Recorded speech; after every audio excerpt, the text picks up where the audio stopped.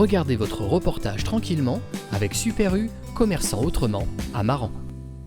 Bonjour à tous, ravi de vous retrouver pour notre rendez-vous annuel pour la programmation culturelle de Nice Atlantique. Année un peu particulière en 2020, donc la vice-présidente en charge du sport et surtout de la culture ne sera pas très bavarde cette année. Néanmoins, je tiens à remercier pour leur soutien la région et le département qui nous accompagnent toujours au fil de cette programmation qui est toujours aussi riche. Et d'autre part, nos partenaires, les festivals qui animent notre territoire, l'Horizon fait le mur et bien sûr Moulstock et le didgeridoo, le Tribal Elec, où voilà, on a quand même nos partenaires qui, eux, pourront parler ici présents. Merci de votre présence à tous et je laisse la parole au service. Pour une fois, je ne serai pas bavarde. Pour une fois, j'ai la parole. Je vais en profiter. Je vais juste commencer peut-être en complétant les remerciements de Valérie sur les partenaires institutionnels qui nous accompagnent, parce que l'année 2020 est quand même importante. Donc, redire que la région, effectivement, nous accompagne sur des projets vraiment de territoire, donc tout ce qui rayonne sur le territoire au long cours sur l'année. Le département, lui, nous accompagne sur la programmation culturelle, sur toute la saison, mais plus particulièrement sur tout ce qui se fait sur la briqueterie, et notamment le site en Seine. Dire aussi que cette année, un nouveau partenaire très important, la DRAC, la Direction des Affaires Culturelles, va nous accompagner sur deux pans d'action très très importants, que sont l'action culturelle en milieu scolaire et le réseau des bibliothèques. Donc c'est deux nouvelles choses importantes qui vont être mises en place cette année. Le parc, qui aussi cette année nous accompagne sur deux projets, donc c'est la première fois aussi, alors même si on travaille avec eux régulièrement, c'est vrai qu'ils nous accompagnent sur des projets. L'Université de La Rochelle, je le rappelle aussi parce que ça fait 3 ans maintenant que nous avons signé une convention avec eux, et cette convention nous permet de monter des actions à l'attention des étudiants de La Rochelle sur plusieurs projets. J'en oublie l'Office du tourisme qui est présent aujourd'hui, et qui diffuse, mais qui aura un petit temps pour présenter son action. Et puis enfin, évidemment, les 20 communes de la CDC sans qui cette programmation culturelle ne pourrait se faire. Il n'aurait pas de sens. Alors, pour la programmation culturelle de cette année, alors on peut, juste un tout petit préambule avant de vous donner les chiffres, c'est une année qui est vraiment dans la continuité de 2019. On a un volume d'actions et des temps forts qui sont reconduits, avec évidemment des choses en plus, mais quand même on a tenu à garder cette continuité 2019, avec les mêmes objectifs, donc une programmation qui rayonne sur l'ensemble du territoire, une programmation gratuite et ouverte à tous. Cette année, on va se promener sur une dizaine de communes et évidemment des actions très fortes et particulières qui sont depuis l'année dernière menées sur la briqueterie, donc des résidences d'artistes et des spectacles et le site en scène évidemment. Je m'étais quand même noté 2 choses qui sont quand même cette année, vous le verrez plus tard, parce qu'on ne va pas pouvoir décrire tous les spectacles. Le sport est quand même à l'honneur cette année, donc il y a beaucoup de choses qui sont en lien avec le sport, donc le sport et la culture font bon ménage en 2020. La preuve, ils ont toujours fait bon ménage. Et puis en relisant un petit peu la programmation, il y a 2 mots qui ressortent, et c'est pas juste le mot territoire évidemment, parce qu'on est ancré et on continue, et puis le mot insolite. Et ça, je pense que c'est un peu l'ADN de ce qu'on propose chaque année, c'est-à-dire des choses un peu insolites. Alors si ce ne sont pas les spectacles qui sont insolites, ce sont les lieux dans lesquels on les présente, pour essayer en fait de faire en sorte que les habitants puissent aussi découvrir des lieux qui existent sur le territoire et qui ne sont pas forcément des lieux investis par la culture. Et donc on demande aux artistes qui nous accompagnent toute l'année de faire ce travail aussi d'adaptation, voilà, de demander aussi à ces artistes d'investir le territoire et d'aller dans des lieux dans lesquels ils n'ont pas forcément l'habitude d'aller pour certains. 34 représentations, donc ce qui représente environ 15 spectacles, 3 créations, 5 compagnies en résidence, des partenariats et des grands festivals. Alors ça, je passe rapidement, c'est une action qu'on reconduit chaque année auprès de la petite enfance et qui s'est déroulée en février. Donc là, on a fait complet, on a accueilli 470 enfants et parents dans les crèches de Ferrières et d'Andilly. Donc ça, c'est une action pérenne qui est reconduite chaque année et qui fonctionne très très bien. Premier spectacle de la saison qui arrive très très vite, le 4 avril, que nous devions programmer la saison dernière, mais qui, pour des raisons de sécurité et de restauration de château d'eau, a été reporté à cette année. Donc je vous invite vraiment, on disait lieu insolite et projet insolite, celui-ci est vraiment le signe de tout ça. Donc voilà, une équipe de natation synchronisée qui va investir le château d'eau de la Grève sur Mignon. On va même l'inaugurer. Je ne sais pas si vous l'avez vu, mais il est tout bleu, tout neuf, tout beau. Donc voilà, c'est une occasion de vivre un moment de spectacle assez particulier puisqu'on va faire ce spectacle autour du château d'eau. Il est de deux teintes de bleu aux confins du firmament. C'est une assez jolie réussite du syndicat des eaux. Il est très beau. On en est très content. Voilà, donc samedi 4 avril. Alors, gros temps fort qui cette année, là vous le voyez, s'est amplifié puisqu'on va avoir 7 propositions. 7 rendez-vous de visites insolites. Alors ces visites insolites, ça fait maintenant 5 ans qu'on les déploie sur le territoire en essayant, alors là vraiment, de vous faire découvrir des compagnies incroyables et puis des lieux particuliers. Donc on va reprendre toutes les visites insolites qui ont été créées l'année dernière. La visite en bus avec la compagnie Midi à l'Ouest. Émilie Olivier est là, donc si vous voulez en parler un petit peu avec elle après. Voilà, on se promène en bus et on parle TEPOS, territoire à énergie positive. Nous allons reconduire les 2 visites qui ont été créées par Aline Caillot-Pochet, qui est là aussi, je ne la vois pas, cachée derrière, et qui s'est associée à 2 artistes pour l'occasion. Donc une visite musicale, poétique, qui raconte plutôt le travail des ouvriers sur la briqueterie, et une visite plus humoristique avec Pierre Renverseau, qui est plutôt axée sur les métiers de la briqueterie. Si je dis des bêtises, hein, voilà. Mycélium, alors l'année dernière, c'est une balade naturaliste. Donc là, on vous emmène patauger dans les communaux de Cran-Chaban cette année. L'année dernière, on avait réellement pataugé dans les communaux de Noyer-d'Aunis, puisqu'il pleuvait des cordes. C'était Anglier. Mais c'est une Anglier. Pardon, j'ai dit quoi ? Anglier. Anglier. C'est vraiment une visite incroyable, puisque c'est un vrai naturaliste qui nous emmène et qui nous raconte des choses fausses et vraies. Mais c'est vraiment une très très belle aventure. Voilà pour les reprises, et sinon nous aurons 3 créations avec là aussi un focus particulier puisqu'on va vous emmener dans des endroits, ça c'est la première fois, dans des endroits industriels. Donc dans une entreprise, l'entreprise Le Quai qui joue le jeu et qui, vous le savez, depuis quelques années on travaille avec des guides qui viennent d'Atemporel et nous les avons fait se rencontrer. Et le directeur de l'entreprise Le Quai et la guide vont vous préparer une visite de l'entreprise, puisqu'ils travaillent sur le peuplier. Donc il y a matière aussi à travailler beaucoup de choses. Et donc à la fois vous visiterez l'entreprise et vous assisterez à une illumination du site. Donc voilà, comment découvrir un site industriel. Et la deuxième création, enfin la deuxième, Mastock Production, donc c'est une comédienne danseuse de La Rochelle qui avait envie d'investir les supermarchés, les zones commerciales. Donc on vous emmène un samedi à 11h, pas faire vos courses, mais vous pourrez le faire avant et après. On va vous emmener dans les magasins de la zone de l'Aunis de Ferrières. Je ne vous en dis pas plus, mais ça va être très drôle, très poétique. Les commerçants jouent le jeu. Donc voilà, ça c'est aussi une autre façon de découvrir votre univers quotidien, puisque vous y faites vos courses, et je pense que quand vous aurez fait cette visite, vous ne verrez pas vos magasins de la même façon. Et dernière création, Compagnie Brasse-Brouillon, donc, qui se déroulera à Noyer-d'Aunis. Donc, nous avions accueilli l'année dernière en résidence à la briqueterie et qui crée son spectacle. Donc, là aussi, une surprise, puisque si vous y allez, vous découvrirez qu'une personne très, très, très célèbre a vécu à Noyer-d'Aunis. Mais c'est un secret et pour l'instant, personne ne sait qui a habité là. Alors là, on repart de façon chronologique, donc très rapidement, toute cette série de femmes, il y a un homme au bout.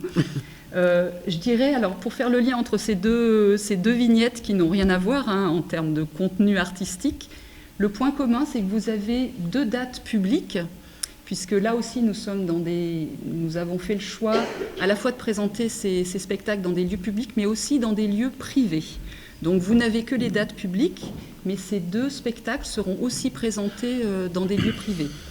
Donc là, toujours l'entreprise Le Quai 4 femmes, ça fait 3 ans qu'on tourne ce spectacle et qu'on fait des rencontres extraordinaires. Ces 4 femmes nous racontent des choses incroyables sur le territoire et on avait envie de continuer à les accompagner dans d'autres lieux. Donc là, Sylvaine va faire un travail avec les salariés de l'entreprise et va pouvoir aussi témoigner du travail qui se fait dans cette entreprise. Je n'ai pas parlé du spectacle d'avant, mais c'est de la chanson française des années 30 à aujourd'hui. Donc voilà, un répertoire de chansons. Alors, on avait initié l'année dernière un événement Je peux pas, j'ai piscine, qui a très très bien marché et qui a été l'occasion pour les 2 piscines de territoire d'ouvrir leurs portes en nocturne, ce qu'ils n'avaient jamais fait pour des baignades en nocturne. Et on nous a ressollicité pour cet événement. Donc on va proposer cette année un spectacle, je crois que c'est un des spectacles les plus drôles que j'ai jamais vu. Donc toujours de la natation synchronisée, on est très natation cette année. Il y aura le spectacle, donc dans les 2 piscines, suivi d'une baignade ouverte. Alors pour la piscine de Courson, ce ne sera pas en nocturne, puisque c'est un jour férié, donc on a privilégié une présentation en après-midi. Les Tréteaux de France, donc suite aux ateliers qui se sont déroulés avec l'Horizon fait le mur l'année dernière, nous avions accueilli les Tréteaux de France pour un stage que nous réaccueillons cette année. Robin Renucci est venu à la briqueterie, il a eu un coup de cœur et ils nous ont proposé, toujours en partenariat avec l'Horizon, de venir présenter une lecture musicale. Donc ça, c'est un événement assez exceptionnel aussi, qui sera présenté le 23 mai. Monsieur Renucci était allé aussi à l'Horizon fait le mur, il était sur le festival de l'Horizon. Tout à fait, il était là, il était présent l'année dernière, et qui sera accompagné d'une violoniste pour une lecture qui s'appelle Père et Fils. Ensuite, en juillet, un spectacle sur le thème du vélo. Donc on va le voir un petit peu plus loin. Nous avons un événement exceptionnel cette année sur le territoire qui est le passage du Tour de France. Quand même. Donc nous avons aussi essayé dans la programmation de fêter cet événement avec plusieurs formes de spectacles qui sont liés au vélo. Donc c'est une petite forme intime, très très belle, qui raconte l'histoire d'une famille dont le grand-père était cycliste et n'a jamais gagné. C'est un peu le poupou, le poulidor. Et nous présenterons ce spectacle à la passerelle à Andilly à l'issue d'une grande journée vélo qui est organisée avec l'amicale des cyclistes d'Andilly. Et de Sérigny. Pardon, et de Sérigny. Andilly, Sérigny. Donc toute la matinée, il va y avoir du vélo, et on propose aux amateurs de vélo, mais aux amateurs de spectacle aussi, de nous rejoindre le soir pour terminer avec ce spectacle. Ensuite, 2 concerts, donc une des dernières créations de la compagnie Voix de Nice, qui n'est pas là, une compagnie du territoire. Nous lui avons proposé de s'associer au projet que nous menons avec les étudiants pour présenter son concert méditatif. Et ensuite, l'ensemble Il Convito, donc j'en reparlerai un petit peu plus loin, qui est un ensemble dirigé par Maude Graton, qui est concertiste, qui est claveciniste, installé à La Rochelle et qui va à la fois présenter un concert en hommage à Beethoven, puisqu'on est sur une année anniversaire Beethoven, mais qui va mener un projet d'action culturelle pendant toute l'année sur le territoire. On en parlera peut-être un petit peu plus loin. Des compagnies en résidence, donc nous avions commencé la saison dernière, on continue cette année avec l'accueil de 5 compagnies. Alors, la Hop-Hop Company, qui est la compagnie qui travaille sur le château d'eau, qui va en fait venir en amont de ce spectacle. Ils arrivent très bientôt pour terminer le travail de leur spectacle et présenter ensuite le spectacle. La compagnie Monde à part, qui est la compagnie qui présentera Cycles locaux, le spectacle sur le vélo, qui viendra travailler en amont. Et nous accompagnons la Baleine Cargo, alors depuis des années, pour un certain nombre de projets, mais nous l'accompagnons depuis l'année dernière sur sa future nouvelle création qui s'appelle Ma Montagne, sur le thème du handicap. Donc cette année, nous l'avons accompagnée sur un travail de collectage, de témoignages de professionnels, d'un tout un tas de gens, et elle est en train de récolter de la matière pour une création qui sera montrée en 2021, et elle avait besoin d'un temps de travail. Donc nous allons expérimenter ça aussi à la briqueterie, avec évidemment. Donc c'est un travail qui se fait avec 4 artistes, dont 2 en fauteuil. Focus sur les grands festivals. Donc je vais laisser la parole Christophe à Moulsock. Ah oui, c'est à toi. Toi, tu as le droit. J'ai fait 20 minutes. Donc bonjour à tous. En effet, le samedi 13 juin, donc nous donnerons un nouveau rendez-vous à tous les habitants du territoire au sens large du terme pour le festival Moulstock, avec la particularité, ça sera cette année la 10e édition. Voilà, donc l'occasion de mettre en avant tout un tas de choses qui se sont réalisées et puis d'améliorer un petit peu le contenu de la soirée dans son ensemble.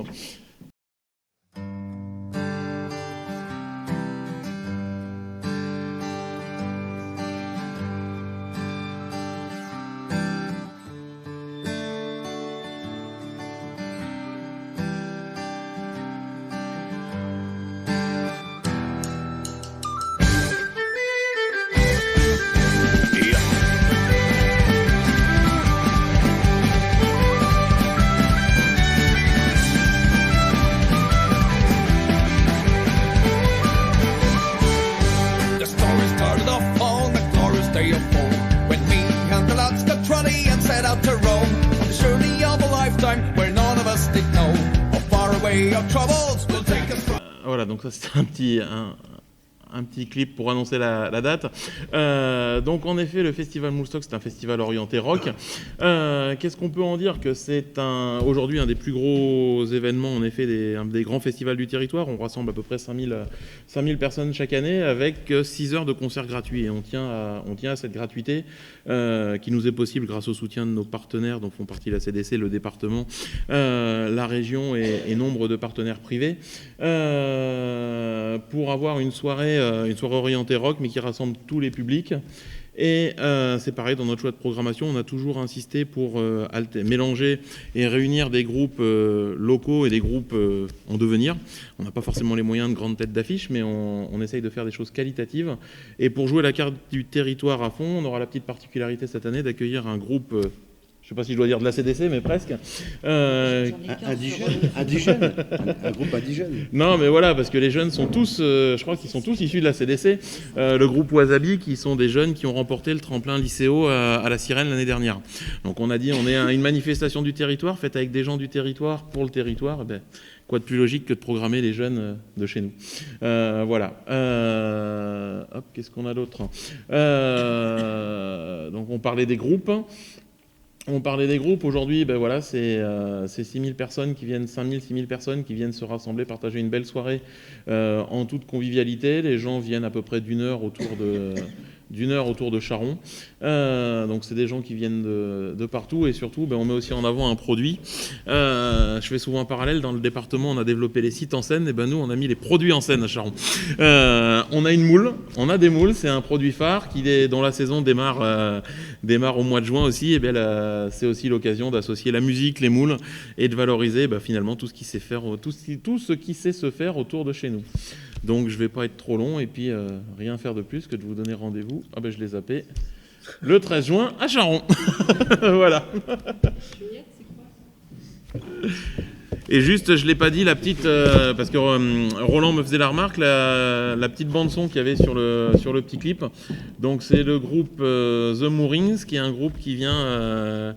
qui est alsacien, aussi bizarre que ça soit, et qui nous fait des créations, pas des reprises, vraiment des créations plutôt rock irlandais qui font penser aux Pogs, puisque Roland me disait, mais tiens, c'est une reprise des Pogs, ça. Non, c'est des créations, c'est dans le même esprit, et ça devrait être très festif à découvrir à Charron.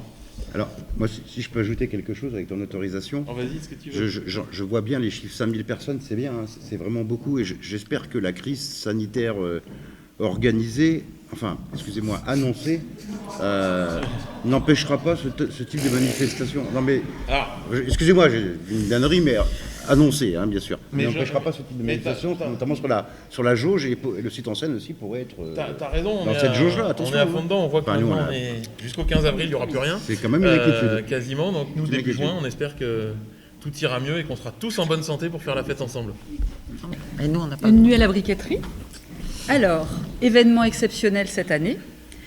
Donc, comme vous le savez probablement tous, le mercredi 8 juillet, le Tour de France passera à la Grève-sur-Mignon. Ça passera Benon, à Courson et à la Grève. Benon, Courson et la Grève, voilà, Évidemment. sur notre territoire. Le site en scène se déroule en général le 2e week-end, donc c'était prévu pour le 11 juillet. Donc nous avons un peu revu notre copie et nous nous sommes dit qu'il était important de clôturer cette semaine vélo par un événement exceptionnel. Donc nous allons accueillir pour l'occasion une très très grosse compagnie, une compagnie historique dans les arts de la rue qui est Générique Vapeur, qui avait créé ce spectacle pour le Tour de France en 2008 à Brest. Et nous leur avons proposé, parce que depuis ils tournent plutôt à l'international, en fait ils représentent le Tour de France à l'international avec ce spectacle pour des pays qui ne peuvent pas avoir le Tour de France, mais avec évidemment leur point de vue un peu décalé aussi. Vous allez entendre parler de tout ça dans les semaines, jours à venir. Voilà, le 11 juillet, à partir de 19h.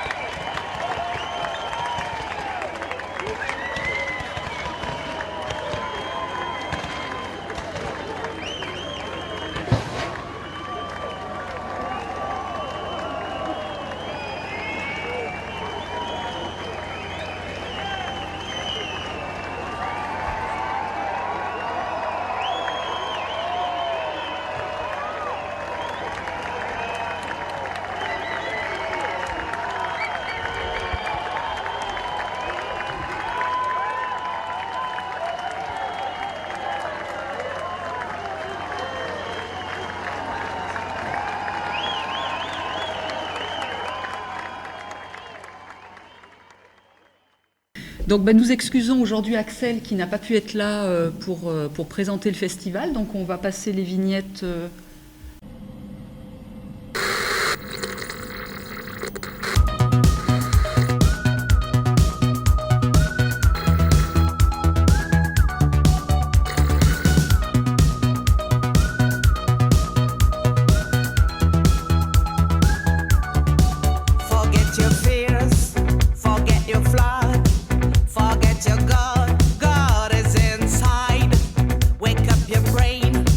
Wake up your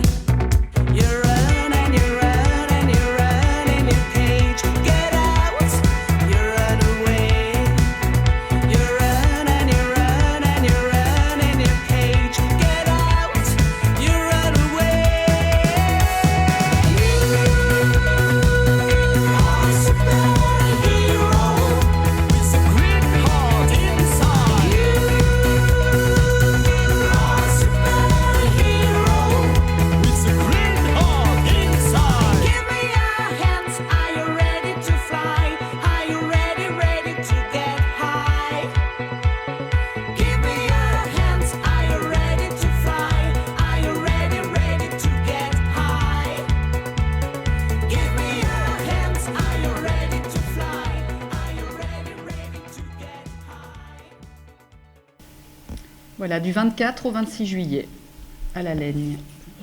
Et on passe à Tribalélec. Avec Benoît. Cette année, le thème sera la science-fiction. Donc, imaginons des soucoupes volantes plantées sur l'étiqueterie, des planètes dans tous les sens, des extraterrestres, des générateurs de puissance, enfin voilà, ce genre de décor. Donc ça, c'est pour la partie scénographie qui est mise en œuvre par des plasticiens extérieurs, mais beaucoup de créations sont réalisées à l'année dans un entrepôt qui nous est mis à disposition par la CDC, dans lequel on essaye d'avoir une activité de territoire tout au long de l'année avec une ouverture de ce local pour les gens qui veulent créer et nous aider à créer, à bricoler des choses. Voilà, on essaye de toucher un petit peu à tout le type d'art, que ça soit le travail du bois, le travail de la peinture, le travail des matières plastiques. Beaucoup de décors sont réalisés aussi à base de matières recyclées. Donc voilà, ça c'est pour la partie scénographie. Sinon, le festival est sur une thématique spécifique. On a un joueur de didgeridoo dans chaque groupe qui passe sur scène. Donc le festival, c'est un petit peu comment mélanger le plus vieil instrument avant avec les dernières technologies actuelles. Voilà, c'est un petit peu ça l'objectif de ce festival. Donc il y a un joueur de didgeridoo dans chaque groupe qui passe sur scène. Didgeridoo, c'est un instrument aborigène australien. Donc 2 soirs, cette année 7 et 8 août, c'est le 2e week-end complet d'août. Et on attend environ 1000 personnes par soir. L'année dernière, il y a eu 1100 personnes le vendredi, 1200 le samedi. Qu'est-ce que je peux dire d'autre ? 14 groupes. Donc cette année, l'année dernière, on était sur 14 groupes. Cette année, on a 18 groupes. On a 4 scènes. 2 scènes équipées musique actuelle. Une scène média avec la présence d'Onis TV qui réalise un plateau média. Donc plutôt une ambiance type entre guillemets taratata avec non mais l'idée c'est ça, c'est parce que tout le monde comprend ce que c'est que on fait un concert et à la suite du concert il y a une interview du groupe enfin le groupe est interviewé et il y a aussi des interviews des groupes qui jouent sur les grandes scènes, etc. Et donc du coup l'idée c'est de vraiment au-delà de la prestation artistique, c'est discuter avec les groupes et partager avec le public les sensations que le groupe a eues sur scène, enfin voilà, tout ce genre de relations avec le public. Le vendredi, ça joue de 18h à 3h du matin. Et le samedi, ça joue le site est ouvert de midi jusqu'à 17h en ouverture gratuite, d'ailleurs avec des actions plutôt famille, grimpe dans les arbres. Il y a plein de stands. Il y a des stands, effectivement. Ouais, j'ai peut-être pas balayé tout le festival, mais effectivement le samedi après-midi qui est gratuit avec une programmation artistique, des concerts, des spectacles d'art de rue, la possibilité de se balader dans un marché artisanal. Et donc du coup c'est ouvert de midi à 17h gratuit et après ça rouvre de 18h jusqu'à 3h du matin. D'accord. À 3h du matin, un petit feu d'artifice. Voilà. Chaque année, la moitié des groupes viennent de l'étranger. Cette année, on aura des Portugais, des Italiens peut-être, des Israéliens, des Autrichiens, des Allemands.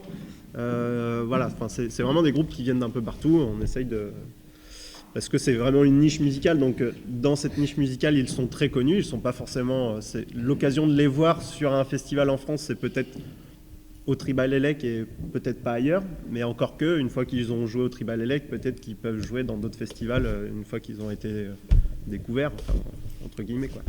Voilà. Ce temps de culture sur le territoire varié, riche, comme tout le monde l'a cité, piloté par la communauté de communes ou accompagné vers les associations qui pilotent les grands festivals et les artistes. Moi, je me rappelle l'année dernière, Olivia, nous sommes allés à Salis de Béarn, à une conférence sur les arts de la rue, la conférence à laquelle on a participé. Et finalement, il en est ressorti que les territoires héros sont un formidable laboratoire pour la culture et notamment pour la créativité et pour la création.